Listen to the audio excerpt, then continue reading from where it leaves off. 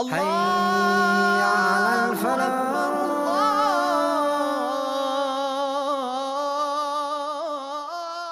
الله أكبر. بسم الله والحمد لله والصلاة والسلام على نبينا وعلى آله وأصحابه ومن والاه فسلام الله عليكم ورحمة الله وبركاته يا مسلمون ومسلمات እንዲሁም ይህን መርሃ ግብር የምትከታተሉ ክርስቲያን ታዳሚዎች ሁላችሁንም ሰላም ብያችኋለሁ። ኢንሻአላህ የዛሬው ርዕስ ኢየሱስ የተስፋ ቃል ነው በሚል የምንነጋገርበት ነው ማለት ነው። ኢየሱስ የተስፋ ቃል ነው ማለት ምን ማለት ነው ብለን ስንል ከመጀመሪያ ስለ ቃል ወይም ደግሞ ስለ ሎጎስ አንዳንድ ነገሮችን እንነጋገራለን ማለት ነው። ሎጎስ የሚለው የግሪከኛው ቃል ሌጎ ከሚል ከግሪክ ስርወ ቃል የመጣ ሲሆን የኮይኒ ስርወ ቃሉ ንግግር ማለት ነው። ትርጉሙ ስፒች ማለት ነው ራሱ። ለምሳሌ ዮሐንስ ወንጌል ምዕራፍ 6 ቁጥር 64 ላይ ከደቀ መዛሙርቱም ብዙዎች በሰሙ ጊዜ ይህ የሚያስጨንቅ ንግግር ነው፣ ማንስ ሊሰማው ይችላል አሉ ይላል። አሁን እዚህ ጋር ንግግር ለሚለው የግሪከኛው ቃል የገባው ቃል ሎጎስ ነው የሚለው። ልክ ዮሐንስ ወንጌል ምዕራፍ 12 ከቁጥር 47 እና 48 የምትመለከቱት እኔ የነገርኳችሁ ቃል እርሱ በመጨረሻው ቀን ይፈርድባቸዋል ለሚለው የተጠቀመው ቃል እዛ ጋር ሎጎስ ነው። ከዛ በፊት ግን እኔ በመጨረሻ ቀን አልፈርድባችሁም ቃሌን የማይጠብቅ በሚለው ደግሞ ሬማ እያለን የሚናገረው። ስለዚህ ሬማ እና ሎጎስ ኢንተርቼንጅ ወይም ተለዋዋጭ ሆነው የሚመጡ ናቸው በባይብል ውስጥ ማለት ነው። ሁለቱም ትርጉማቸው ቃል ማለት ነው ራሱ። ልክ አንደኛ ጴጥሮስ ምዕራፍ 1 ቁጥር 23 እና 25 ላይ ዳግመኛ የተወለዳችሁት ከሚጠፋ ዘር አይደለም ይላል፣ በሕያውና ለዘላለም በሚኖር በእግዚአብሔር ቃል ለሚልበትና የጌታ ቃል ግን ለዘላለም ጸንቶ ይኖራል ሲል እዚህ ጋር ሁለቱም ጋር ቃል ሲል የተጠቀመው አንደኛው ጋር ሬማ ነው፣ አንደኛው ጋር ሎጎስ ነው ማለት ነው። ስለዚህ ሎጎስ ማለት ሲምፕሊ ንግግር ወይም ቃል ማለት ነው። ለምሳሌ ማቴዎስ ወንጌል ምዕራፍ 12 ቁጥር 37 ላይ ብትመለከቱት ምንድነው የሚለው? አንድ ሰው መልካም ሰው ከልቡ የሚያወጣው መልካም መዝገብና ክፉ ሰው ከልቡ የሚያወጣውን ክፉ መዝገብ ሎጎስ ይለዋል። ማቴዎስ ወንጌል ምዕራፍ 12 ቁጥር 37 ላይ ከቃልህ የተነሳ ትጸድቃለህ፣ ከቃልህ የተነሳ ትኮንናለህ አለ። እዚህ አንቀጽ ላይ ቃል ለሚለው የገባው የግሪከኛ ቃል ሎጎን ነው። ያው ሎጎን እና ሎጎስ ልዩነታቸው አንደኛው ባለቤት ነው፣ አንደኛው ተሳቢ ሲሆን ማለት ነው። ወይም ደግሞ ምንድነው የሚባለው? ተሳቢ ሙያ አኩዜቲቭ ኬዝ እና ኖሚኔቲቭ ኬዝ ሲሆኑ ማለት ነው። ሎጎስ ለአኩዜቲቭ ኖሚኔቲቭ ኬዝ ነው፣ አኩዜቲቭ ኬዝ ደግሞ ሎጎን ነው። ስለዚህ ሎጎስ የሚለው ማለት ከልብ የሚወጣ ቃል ንግግርን ለማመልከት መጥቷል ማለት ነው። ከክርስቶስ በፊት በ535 እስከ 475 ቢሲ ወይም ቢፎር ክራይስት ወይም ከክርስቶስ በፊት ይኖር የነበረው ሄራክሊተስ ሎጎስ የሚለው ቃል ያስቀመጠው ንግግር በሚል ስሌት ነው። በተጨማሪ አይሁዳውያኖች በዕብራይስጥ ላይ ደበር በሚል ቃል አስቀምጠውታል። ለምሳሌ ኢሳይያስ 55:11 ላይ ትንቢተ ኢሳይያስ 55:11 ላይ ከአፌ የሚወጣው ቃሌ እንዲህ ይሆናል፣ የምሻውንም ያደርጋል፣ የላኩትም ይፈጽማል እንጂ ወደ እኔ ከቶ አይመለስም አለ። ስለዚህ አሁን ከአፌ የሚወጣው ቃሌ ብሎ ሲናገር ምንን ነው የሚያመለክተው ስንል ንግግር ነው። ከአፍ የሚወጣ ቃል እዚህ ጋር ደበር ነው የሚለው። የዕብራይስጥ የአረማይክ ታርገም ላይ ደግሞ ሜምራ ይሉታል። ራሱ ሜምራ ማለት ራሱ ቃል ማለት ነው። የአረማይስጥ ቃል ነው ራሱ ኖርማሊ ማለት ነው። እዚህ አንቀጽ ላይ ኢሳይያስ 55:11 ላይ ከአፌ የሚወጣው ንግግር በግልጽ ደበር ተብሏል ማለት ነው። ይህንን ነው የሚያመለክተው ማለት ነው። ለምሳሌ ማቴዎስ ወንጌል ምዕራፍ 4 ቁጥር 4 ላይ ሰው በእንጀራ ብቻ አይኖርም ከአምላክ አፍ በሚወጣ በእግዚአብሔር ቃል ይኖራል አለ፣ ስለ ራሱ ሲናገር ማለት ነው ኢየሱስ። ስለዚህ እሱና ቃል የተባለው ነገር ይለያያሉ። ራሱ እሱ በእግዚአብሔር ቃል የሚኖር እንጂ ራሱ እግዚአብሔር ቃል እንዳልሆነ ነው የሚናገረው። ዮሐንስ ወንጌል ምዕራፍ 17 ቁጥር 7 ላይም እንደዛ ነው የሚለው፣ የሰጠኝን ቃል ሰጥቻችኋለሁና ይላል። የተቀበለው ቃል አለ ማለት ነው ኢየሱስ ራሱ። ዮሐንስ ወንጌል ምዕራፍ 17 ቁጥር 14 ላይም ቃልህን ሰጠዋቸው ይላል። ቃል የሚለው እዚህ ጋር የሚያመለክተው ንግግርን ነው የሚያመለክተው። ዮሐንስ ወንጌል ምዕራፍ 1 ቁጥር 1 ላይም ኤን አርኬ ኤን ሆሎጎስ ይላል። በመጀመሪያ ቃል ነበረ ነው የሚለው። ፈጣሪ ከጥንት ጀምሮ ሁን እያለ የሚፈጥርበት ቃል ለነቢያቱ የተናገረበት ቃል ሎጎስ የሚባለው ከእርሱ ከመውጣቱ በፊት በእርሱ ዘንድ ነበረ ማለት ነው። ያንን ነው የሚያሳየው። ልክ ዘፍጥረት 1:1 ላይ በረሺት ባራ ኤሎሂም ኤታ ሸማኢም ወኤታ አሬስ ሲል በመጀመሪያ ኤሎሂም ሰማይና ምድርን ፈጠረ ሲል ያኔ ሲፈጥር የሚፈጥርበት የነበረው በቃሉ እንደሆነ ነው የሚያመለክተው ማለት ነው። እዛ ዮሐንስ ወንጌል 1:1 ላይ ይቀጥልና ምንድነው? ሆሎጎስ ካይፕ ሆሎጎስ ፕሮስቶንቲዮን ይላል። ቃልም በአምላክ ዘንድ ነበረ ይላል፣ ወይም በእግዚአብሔር ዘንድ ነበረ ይላል። ቴዎስ ማለት አምላክ ማለት ሲሆን እዚህ አንቀጽ ላይ ቴዎን ነው የሚለው ራሱ። ቴዎስ ለሚለው ተሳቢ ሙያ አኩዚቲቭ ኬዝ ሆኖ የመጣ ነው። ዘንድ የሚል ነገር አለ። አሁን ብዙዎች ክርስቲያኖች ዘንድ የሚለውን አጠገብ በሚል ነገር ወይም ደግሞ ጋር በሚል ነገር ይተረጉሙታል። ያ ስህተት ነው። ፕሮስ ቃል ማን ነው? ዘንድ ለሚለው የገባው የግሪከኛው ቃል ፕሮስ ነው። ፕሮስ ደግሞ ሎጎስ አምላክ ዘንድ የነበረው ንግግር መሆኑን ቁልጭ አድርጎ ያሳያል። ለምሳሌ ገላትያ ምዕራፍ 2 ቁጥር 5 ላይ ተመልከቱት። የወንጌል እውነት በእናንተ ዘንድ ጸንቶ እንዲኖር ለአንድ ሰዓት እንኳን ለቀን አልተገዛንምና አለ። ስለዚህ እዚህ አንቀጽ ላይ ዘንድ ተብሎ የተቀመጠው ቃል በተመሳሳይ ፕሮስ ነው እና የወንጌል እውነት በሰው ዘንድ አለ ሲባል በሰው አጠገብ ልክ እንደ ሰው ያለ ማንነት ነው ብለን አናስበው። የወንጌል እውነት በሰው ውስጥ አለ ብለን እናስባለን ማለት ነው። ለምሳሌ ኢዮብ ምዕራፍ 28 ቁጥር 14 ላይ ቀላይም ሲጠየቅ ስለ ጥበብና ስለ ማስተዋል ቀላይ ምን ይላል? በእኔ ውስጥ የለችም ይላል። ባህር ደግሞ ሲጠየቅ በእኔ ዘንድ የለችም ይላል። ስለዚህ ዘንድ የሚለው ዊዝ የሚለው ቃል ውስጥ በሚል ነገር መጥቷል። ኢዮብ ምዕራፍ 28 ቁጥር 14 ላይ ተመልከቱት። ቀላይና ባህር ስለ ጥበብ ሲጠየቁ ውስጥና ዘንድ የሚለውን ተለዋዋጭ ቃል መስተዋልን ተጠቅሟል። አምላክ ቃል የሚባል ባህሪ ካለው ዘንድ የመናገር ባህሪ ስላለው አምላክ ራሱ ተናጋሪ ነው፣ ስፒከር ነው። ስለዚህ ምን ይላል? ካይቴዎስ ሄን ሆሎጎስ ይላል። አምላክ ቃል ነበረ። የግሪክ ቃል በቃል አምላክ ቃል ነበረ ብሎ እናስቀመጡት። የ1879ኙም የቁም ጽሑፍ የሚባለው ራሱ የአባሮሜ ትርጉም የሚባለው እግዚአብሔር ቃል ነበረ ብሎ አስቀምጦታል። በ480 ድህረ ልደት ኢትዮጵያ ከገቡ ተሳቱ ወይም 9 ቅዱሳን ከሚባሉ መነኮሳት መካከል አንደኛው አባ ገሪማ ያዘጋጀው የግዕዝ ዕደ ክታባት ላይ ወእግዚአብሔር ውእቱ ቃል ብሎታል። እግዚአብሔር ቃል ነበረ ብሎታል። ለምሳሌ አንደኛው ዮሐንስ መልእክት ምዕራፍ 1 ቁጥር 5 ላይ አምላክ ብርሃን ነው ይላል። ተመልከቱ፣ አምላክ ብርሃን ነው ይልና ዳንኤል ምዕራፍ 2 ቁጥር 22 ላይ ደግሞ ብርሃን በእርሱ ዘንድ ነው ይላል። ስለዚህ አምላክ ብርሃን ነው ማለት አብሪ ማለት ነው። ብርሃን በእርሱ ዘንድ ነው ማለት ደግሞ ብርሃን የሚባል ባህሪ ያለው ማለት ነው። ይሄ ነው የምንረዳው ማለት ነውና ብርሃን የሚባል ባህሪ እሱ ዘንድ አለ ማለት እንጂ ብርሃን የሚባል እንደ አምላክ ያለ ማንነት አጠገቡ ነበር ማለት አይደለም። በተመሳሳይም አምላክ ቃል ነው ማለትና አምላክ ቃል ነው ሲባል አምላክ ተናጋሪ ነው ማለት ነው። ቃል በአምላክ ዘንድ ነው ማለት ደግሞ ቃል የሚባል ባህሪ እርሱ ዘንድ አለ ማለት እንጂ ቃል የሚባል እንደ አምላክ ያለ ማንነት አጠገቡ ነበር ማለት በፍጹም አይደለም ማለት ነው። እንግዲህ እዚህ ድረስ ከተረዳን ዮሐንስ ወንጌል ምዕራፍ 1 ቁጥር 2 ላይ እዛው ላይ ምን ይላል? ሁቶስ ይላል። ሁቶስ ኤን ፕሮስቶንቲዮን ይላል። ይህም በመጀመሪያ በአምላክ ዘንድ ነበረ ይላል። አሁን እዚህ ጋር ነው እንግዲህ ይህ ተብሎ የተቀመጠው የግሪከኛ ቃል ሁቶስ ነው የሚለው ኦቶስ የሚሉታል። ሁቶስ ሲሆን ንግግርን ለማመልከት መጥቷል። ዮሐንስ ወንጌል ምዕራፍ 6 ቁጥር 60 ላይ ከደቀ መዛሙርቱ ብዙዎች በሰሙ ጊዜ ይህ የሚያስጨንቅ ንግግር ነው ብሎ ማንስ ሊሰማው ይችላል አሉ ይላል። ስለዚህ አሁን እዚህ ጋር ይህ የሚለው የግሪከኛው ቃል የተጠቀመበት ቃል ልክ እንደ ዮሐንስ ወንጌል ምዕራፍ 1 ቁጥር 2 ላይ ይህ የሚለው ሁቶስ ወይም ሆአውቶስ ብሎ ነው ያስቀመጠው ማለት ነው። ይህን እንረዳለን ማለት ነው። ከዛ ይቀጥልና ሁሉ በእርሱ ሆነ፣ ከሆነው ነገር አንድስ እንኳን ያለ እርሱ ምንም ነገር የሆነ ነገር የለም ይላል።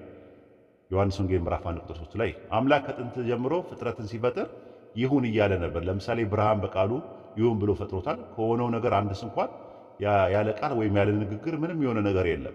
መዝሙረ ዳዊት ምዕራፍ 33 ቁጥር 9 ላይ እርሱ ተናግሯልና ሆኑም፣ እርሱ አዘዘ ጸኑም አለ። ስለዚህ እየተናገረ ነው ሲፈጥር የነበረው ማለት ነው። መዝሙረ ዳዊት ምዕራፍ 148 ቁጥር 5 ላይ እርሱ ብሏልና ሆኑም፣ እርሱ አዟልና ተፈጠሩም አለ። ስለዚህ እርሱ ተናግሯልና ሆኑም የሚለው ሆነ ሳይሆን ሆኑም፣ አጠቃላይ ፍጥረት የሚባለው ነገር የተፈጠረው ሁን በሚለው ቃል አማካኝነት እንደሆነ ነው የሚናገረው። ለምሳሌ ዘፍጥረት 1:3 ላይ ኤሎሂምም አለ ብርሃን ይሁን አለ፣ ብርሃንም ሆነ አለ። ለዛ ነው ዮሐንስ ወንጌል ምዕራፍ 1 ቁጥር 3 ላይ ሁሉ በእርሱ ሆነ፣ ከሆነውም አንዳች እንኳን ያለ እርሱ አይሆንም አለ። እንዴት አድርጎ ነው ሲያስሆን የነበረው ሲባል ኢሳይያስ ምዕራፍ 55 ቁጥር 11 ላይ ከአፌ የሚወጣው ቃሌ የምሻውን ያደርጋል የላኩትን ይፈጽማል እንጂ በከንቱ ወደ እኔ አይመለስም አለ። ሁን በሚለው ቃል ነገራቶችን ሁሉ ሲፈጥር ነበር። ከአፉ በሚወጣው ቃል ነበር ሲፈጥር የነበረው ማለት ነው። እንደዛ ከሆነ ዮሐንስ ወንጌል ምዕራፍ 1 ቁጥር 14 ላይ ቃልም ሥጋ ሆነ ካይ ሆሎጎስ ኤግኔቶስ ሳርክስ ኤግኔቶ ይላል። ቃልም ስጋ ሆነ ማለት ነው ይላል። ምን ማለት ነው የሚለውን ነገር ተረጋግተን እንመለከታለን ማለት ነው። ገላትያ ምዕራፍ 3 ቁጥር 16 ላይ ምን ይላል? ለአብርሃምና ለዘሩ የተስፋ ቃል ተነገረ። ስለ ብዙዎች እንደሚነገር ለዘሮች አይልም፣ ስለ አንድ እንደሚነገር ግን ለዘር ይላል፣ እርሱም ክርስቶስ ነዋል። የተስፋ ቃል አለ ተነገራል። ዘፍጥረት 22:18 ላይ ነው የተስፋ ቃል ያለው። የምድር አሕዛብ ሁሉ በዘር ይባረካሉ ቃሌን ሰምተሃልና። የትኛውን ቃል? ዘፍጥረት 17 ላይ የነበረውን 18 ላይ የነበረውን ዘፍጥረት 17 ጀምረው ብትመለከቱት በይስሐቅ በኩል የሚመጣ ቃል አለ፣ የተነገረ የተስፋ ቃል አለ።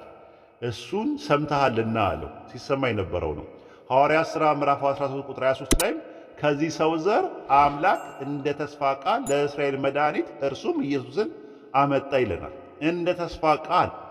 ሮሜ ምዕራፍ 4 ቁጥር 17 ላይ ለሙታንም ሕይወትን በሚሰጥና የሌለውን እንዳለ አድርጎ በሚጠራ ባመነበት በአምላክ ፊት የሁላችንም አባት ነውና። የሌለውን እንዳለ አድርጎ በቃል ደረጃ ነው ኢየሱስን ያስቀመጠው። ኢየሱስ በተስፋ ቃል ደረጃ ነው ሲኖር የነበረው። የሌለውን እንዳለ አድርጎ በሚጠራ ፈጣሪ የሌለውን ነገር እንዳለ አድርጎ ይጠቀማል። ለዛ ነው ዕብራውያን ምዕራፍ 11 ቁጥር 13 ላይ እነዚህ ሁሉ አምነው ሞቱ፣ የተሰጣቸውን የተስፋ ቃል አላገኙትም። ማንን? ኢየሱስን።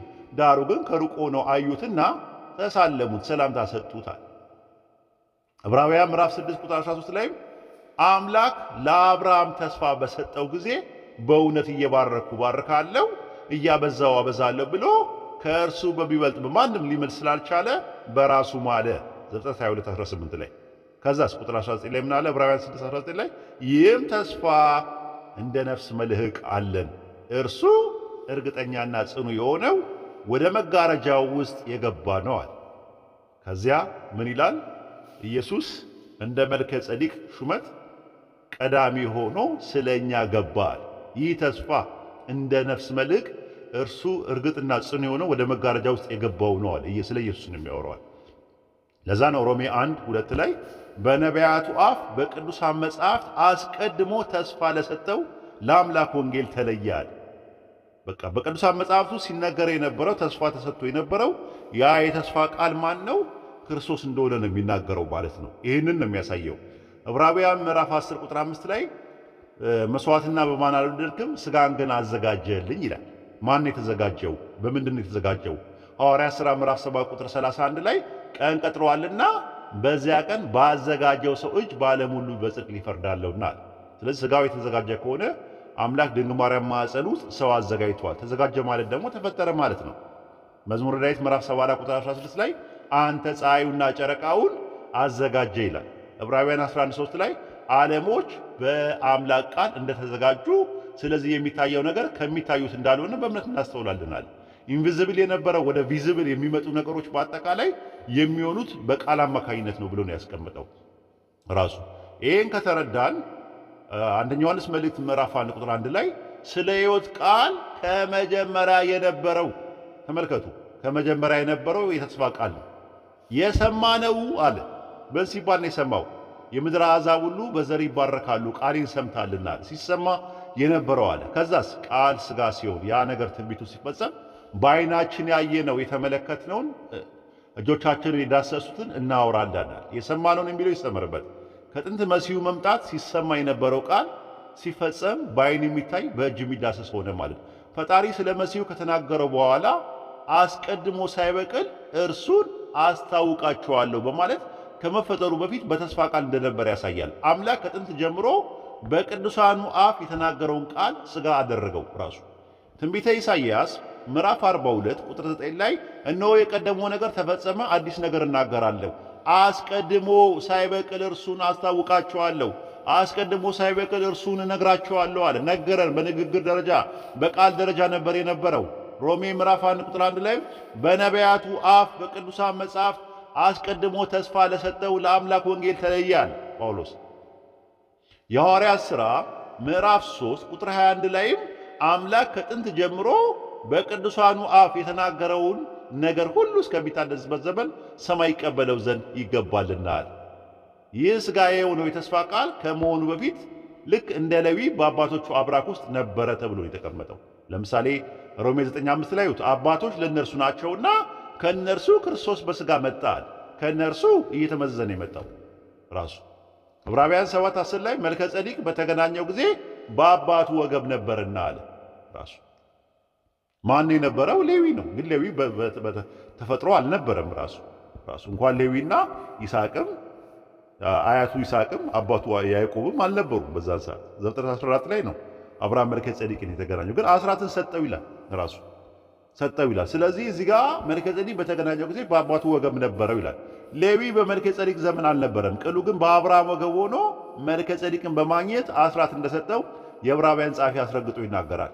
አንደኛ ዮሐንስ መልእክት ምዕራፍ 1 ቁጥር 1 ላይ ነበረ ለሚለው የግሪከኛው አያያዥ ግሱ ወይም ደግሞ ኮኦፕራቲቭ ቨርብ የተጠቀመበት ኤን ነው ራሱ ተመሳሳይ ራሱ። ዕብራውያን ምዕራፍ 11 ቁጥር 13 ላይ ለዛ ነው የተሰጣቸውን የተስፋ ቃል አላገኙትምና ዳሩ ግን ከሩቅ ሆነው አዩትና ተሳለሙታል። ስለዚህ ያ ቃል ምን ሆነ? ሥጋ ሆነ ማለት ነው። ዮሐንስ ወንጌል ምዕራፍ 1 ቁጥር 3 ላይ ሁሉ በእርሱ ሆነ አለ። ከሆነው ነገር የሚሆን ነገር የሚሆነው በቃል ነው ተብሏል። ስለዚህ 14 ላይ ያለው ቃል ሥጋ ሲሆን የሆነው በቃል ነው ራሱ ከሚሆኑ ነገሮች መካከል ውስጥ ነው አንደኛው። ኢየሱስ የተስፋ ቃል ነበረ። ያ የተስፋ ቃል የሆነው ኢየሱስ ሥጋ ሆነ፣ ሲምፕሊ ሰው ሆነ ማለት ነው ትርጉሙ ማለት ነው። እዚህ ደረጃ ከተረዳን ሁለተኛ ነገሥት ምዕራፍ 15 ቁጥር 12 ላይ ቃል ሆኖ የሆነ ምን አለ ብለን ስንል ኤግዛምፕል ሁለተኛ ነገሥት ምዕራፍ 15 ቁጥር 12 ላይ ሁላችሁም ያዙት ይሄንን ለዩ ልጆች እስከ 4 ትውልድ ድረስ በእስራኤል ዙፋን ላይ ይቀመጣሉ ተብሎ የተቀመጠው የአምላክ ቃል ይህ ነበረ፣ እርሱም ሆነ አለ። በግሪክ ሰብጀንት ላይ ካኤግኔቶ አውቶስ ነው የሚለው እርሱ ሆነ፣ እርሱም ሆነ ተብሎ ተቀምጧል። እርሱ ተብሎ የተቀመጠው ቃል ተውላጠ ስም የአምላክ ቃል የሚለውም ባለቤት ተክቶ ይመጣል። ስለዚህ ልጆች እስከ 4 ትውልድ ድረስ በእስራኤል ዙፋን ላይ ይቀመጣሉ የሚለው የአምላክ ቃል ጊዜው ሲደርስ ሆነ ይላል። ዛት ሚንስ ተፈጸመ ማለት ነው ትርጉሙ። ስለዚህ ቃልም ሥጋ ሆነ ማለት ተነግሮ የነበረው ስለ ኢየሱስ ተነግሮ የነበረው ቃል ወደ ፍጻሜ መጣ ማለት ነው። የምድር አሕዛብ ሁሉ በዘር ይባረካሉ የሚለው የአምላክ ቃል ጊዜው ሲደርስ ሰው ሆነ ማለት ነው።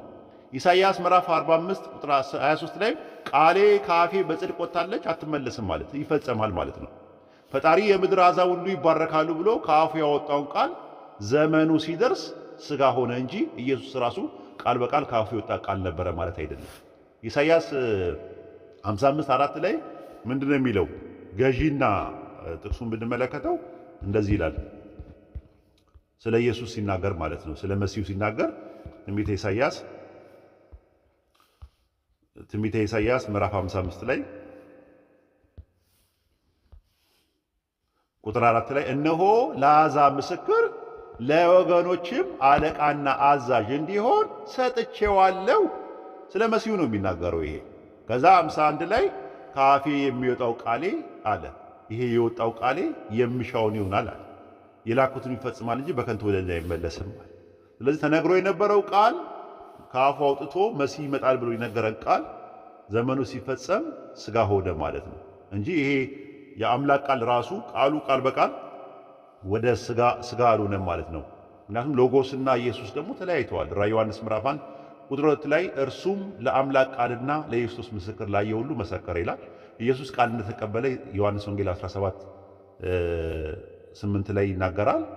እንደገና ደግሞ ዮሐንስ ወንጌል ምዕራፍ 12 ቁጥር 49 ላይ ይናገራል። የምለውና የምናገረው ትእዛዝ ሰጠኝ ይላል፣ ትእዛዙም የዘላለም ሕይወት ናት ስለሚል። እንደዛ ከሆነ ራዕየ ዮሐንስ ምዕራፍ 19 ቁጥር 13 ላይ ስሙ የአምላክ ቃል ተብሏል የሚለው ጥቅስ ምንን ያመለክታል ሲባል ይሄ ምንድነው? ስሙ ነው፣ እሱ አይደለም የአምላክ ቃል የተባለው ስሙ አስምሩበት። ስሙም የአምላክ ቃል ተብሏል ይባላል።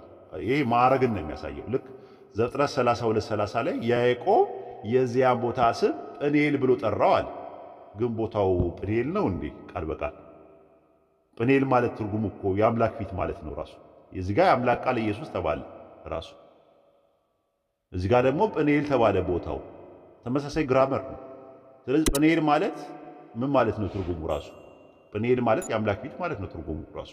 ኤል ማለት አምላክ ነው። ጵን ማለት ደግሞ ፊት ማለት ነው፣ ፓኔን የሚባለው ማለት ነው። ስለዚህ የአምላክ ፊት ነው ወይ ቦታው ስንል፣ አይ ቦታው ስሙ ነው የቦታው ስም ነው እንጂ ቦታው የአምላክ ፊት ቃል በቃል አይደለም። ኦሪት ዘፍጥረት ምዕራፍ 35 ቁጥር 7 ላይም የዚያን ቦታ ስም ኤልቤቴል ብሎ ጠራው አለ። የቦታው ስም ግን ኤልቤቴል ማለት የቤቴል አምላክ ማለት ነው ትርጉሙ። እና ቦታው የቤቴል አምላክ ነው እንዴ? ቦታው አይደለም፣ እሱ አምላክ አይደለም። ቦታ ነው፣ ፍጥረት ነው ራሱ። ታዲያ የዚያ ቦታ ስም ኤልቤቴል ለምን ተባለ ሲባል ማዕረግን ነው የሚያሳየው፣ ልክ ዘፍጥረት 32:30 ላይ እንዳለው።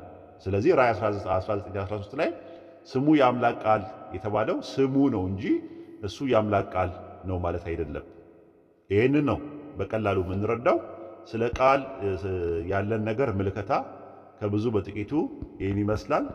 ኢንሻአላህ በቀጣይ ትምህርት ኢየሱስ ከድንግል ማርያም ከመወለዱ በፊት ቅድመ ሕልውና አለው ብለው የሚጠቅሷቸውን ጥቅሶች በሰከነና በሰላ አይምሮ ኢንሻአላህ እንመለከታለን። ለዛሬ በዚሁ ቃል ወሰላሙ አለይኩም ወራህመቱላሂ ወበረካቱ።